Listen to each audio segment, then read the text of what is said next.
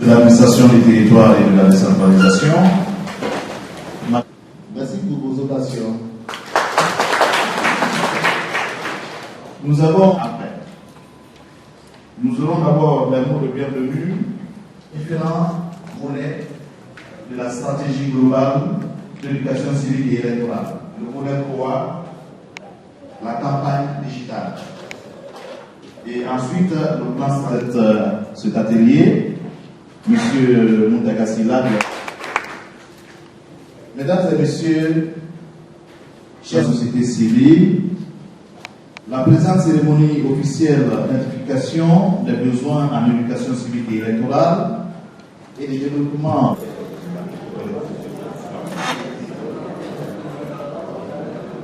Je voudrais d'abord, au nom de ce consortium, NDI et IFES, vous dire merci. Merci d'avoir accepté d'honorer de votre présence à cette activité qui, ne fait aucun doute, trace la voie de développement de l'éducation civique en Guinée.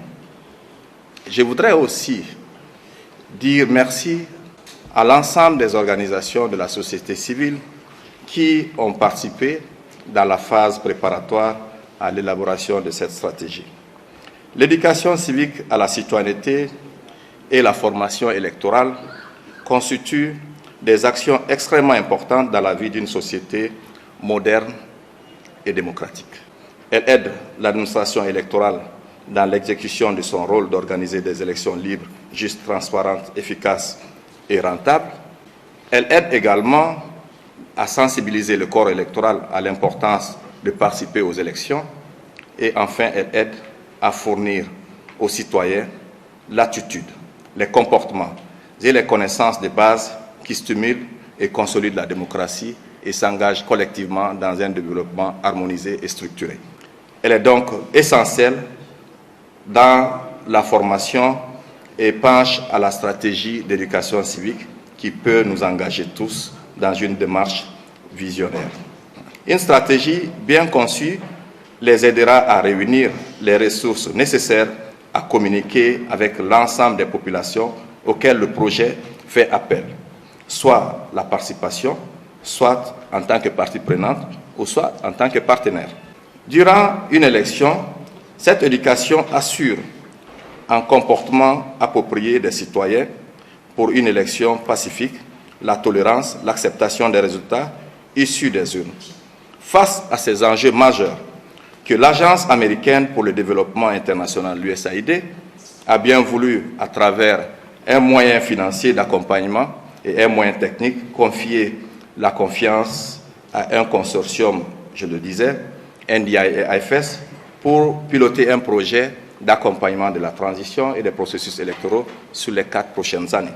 D'où l'organisation de cet atelier, qui doit d'abord aider à identifier les besoins en éducation civique avec les parties prenantes, avec les intervenants dans le domaine de l'éducation civique et la formation électorale. Il est donc clair que l'objectif principal de cet atelier est de développer une stratégie et les méthodes efficaces d'éducation et la citoyenneté active et électorale. De façon spécifique, l'atelier permettra de pouvoir collecter des données sur les besoins en éducation civique avec les acteurs, de développer la stratégie et les outils opérationnels sur l'éducation civique et électorale, et enfin de bâtir un partenariat solide entre les OSC et les structures de l'État évoluant dans l'éducation civique.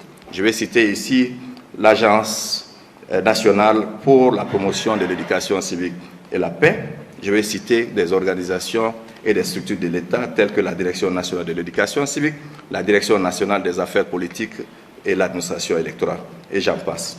C'est avec un grand espoir que nous espérons sortir de cet atelier avec des pistes et des besoins identifiés et de pouvoir exprimer à travers les acteurs une stratégie globale d'éducation civique dotée ou qui va orienter le projet sur la phase d'éducation civique et électorale.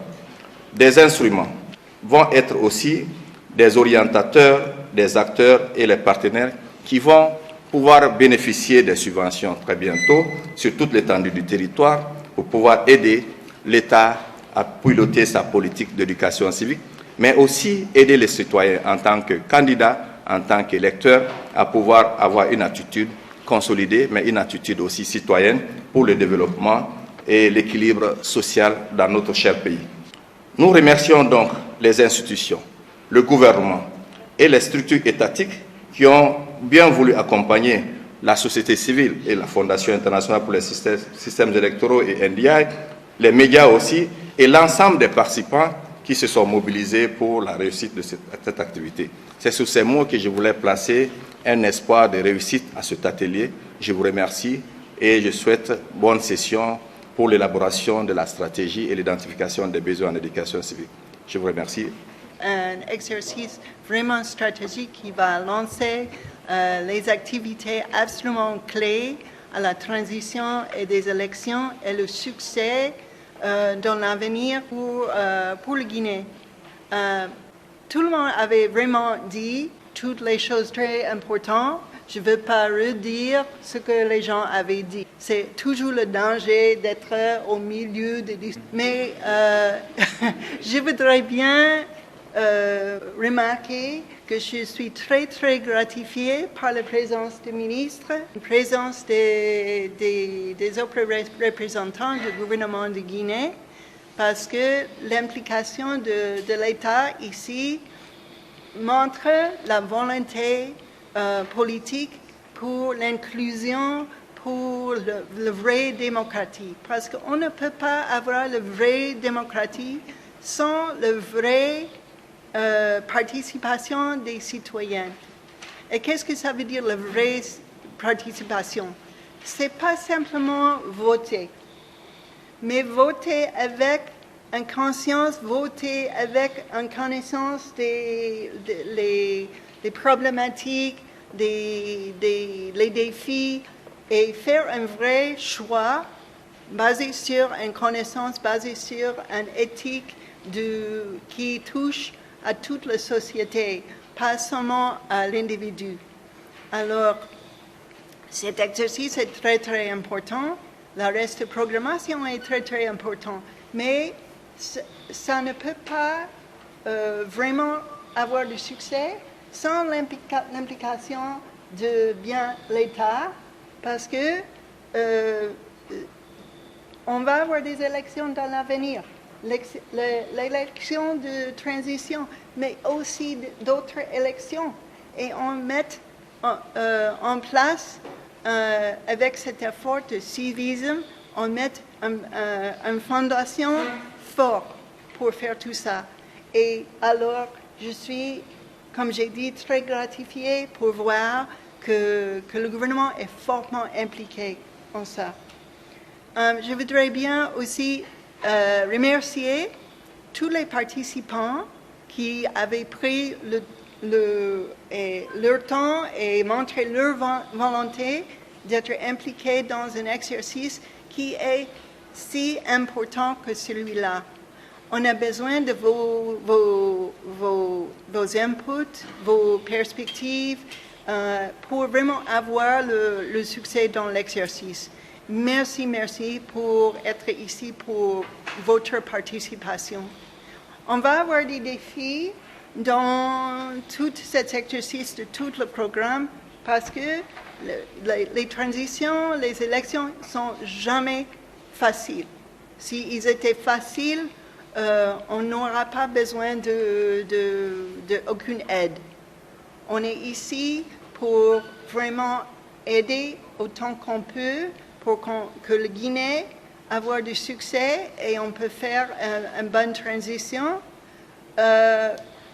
parce on est partenaire avec le Guinée dans le trajet de développement, dans le trajet politique depuis très longtemps, depuis les 60 ans. Alors, on a fait des grands investissements, pas seulement financiers, mais aussi dans les relations. Et on veut les faire plus forts, on veut les continuer. Et à travers ces sortes de programmation, on construit et renforce nos relations bilatérales. Ce matin, nous avons procédé à l'ouverture de l'atelier d'élaboration d'un plan stratégique lié à l'éducation civique et électorale. Et comme vous savez, le ministère de l'Administration du Territoire abrite l'Agence nationale pour la promotion de la citoyenneté et de la paix. Avec l'accompagnement de l'USAID en appui au NDIA-IFS, l'agence doit travailler avec les centres d'éducation civique et électorale dans les 33 préfectures pour faire la promotion de la citoyenneté responsable, mais également vulgariser tout ce qui est outils et comportements et d'autres actions liées au processus électoral afin de pouvoir avoir des élections crédibles sans violence et avec une bonne compréhension de tout le processus par les citoyens. Donc ce matin, l'ensemble des acteurs de la société civile de notre pays, les plus représentatifs, sont réunis aux côtés de ces deux organisations pour planifier ces actions d'éducation civique électorale.